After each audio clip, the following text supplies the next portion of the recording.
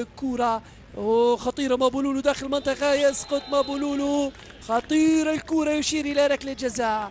مابولولو يتقدم أمام إسلام، مابولولو يسجل هدف أول للأهلي، هدف التقدم للأهلي في هذا اللقاء عبر الهداف مابولولو. الآية موجودة والتسلل، تمشي الكرة في لعبة في هجمة، الهوني يدخل، الهوني يمرر، يعكس اللعبة، الثاني لمؤيد، الثاني للأهلي، الثاني مؤيد يجعلها ثنائية بعد هجمة مرتدة. في نتيجة هذه انطلاقة حمدو في الصناعة ومؤيد في التسجيل، الهدف ال11 للافي هذا الموسم مع الأهلي بهدفين لا شيء.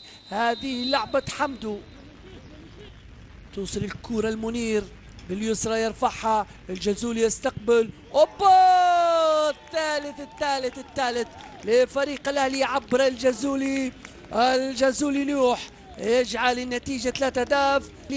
هذه عرضية المنير واستقبال رائع من الجزولي، والكرة في الشباك وجها لوجه امام اسلام الهرام، القليب نور الدين، او هذا الدكالي الصيد، نور الدين القليب العرفي يلعبها القليب، الرابع بطريقة رائعة، الرابع من القليب بعد صناعة ممتازة من عبد الله العرفي، لعب الكرة على طول العرفي وانطلق القليب، والهدف الرابع، الكرة في الشباك، الرابع الهدف الرابع. شوف العرفي بإتقان، والقليب لعب الكرة على طول في الشباك.